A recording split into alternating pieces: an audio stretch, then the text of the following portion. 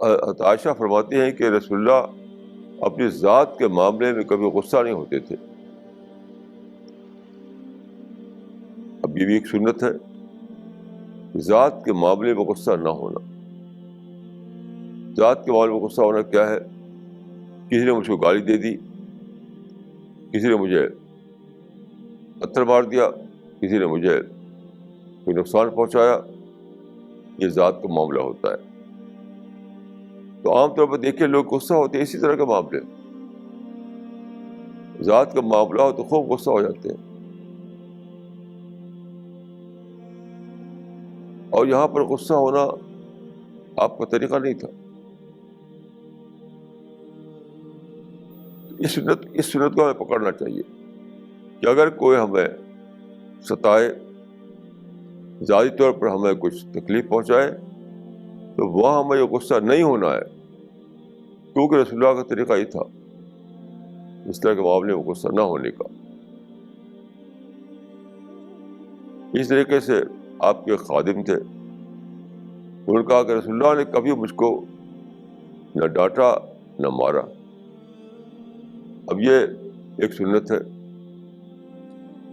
تو آج کل دیکھیے لوگ یہاں سرونٹ ہوتے ہیں، خادم ہوتے ہیں، کام کرنے والے ہوتے ہیں، تو ان کو بہت آسانی سے لوگ ڈانٹ دیتے ہیں، مار بھی دیتے ہیں. یہ سنت کے خلاف ہے.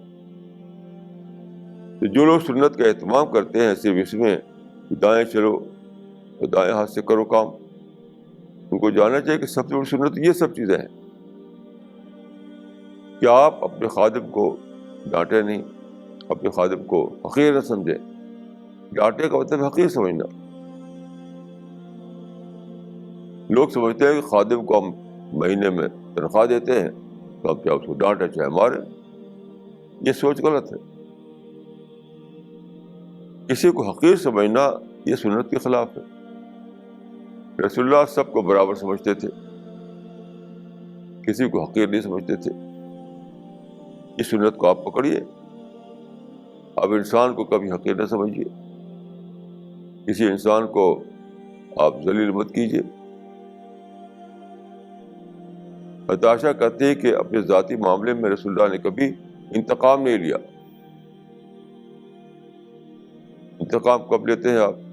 جب کوئی شکایت پا جاؤ کسی سے آپ کو، جب دل میں شکایت آ جاتی ہے تو دل میں ایک آگ لگ جاتی ہے، وہ اس کو سبق پڑھانا ہے، اسے بدلہ لینا ہے. یہ سنت کے خلاف ہے. یہ ایک بہت بڑی سنت ہے کہ آپ اگر شکایت ہو جائے تو اس شکایت کو بھول دیں، اس شکایت کو بھلا دیں. اس شکایت کو لے کر کے آپ اپنے دل میں کینہ رکھ لیں اور اس آدمی سے انتقام لینے کا منصوبہ بنائیں، اس کو سبق سکھانے کا منصوبہ بنائیں. یہ غلط ہے. یہ اسلام میں نہیں ہے، رسول اللہ کی سنت نہیں ہے. یہ سب سنتیں ہیں.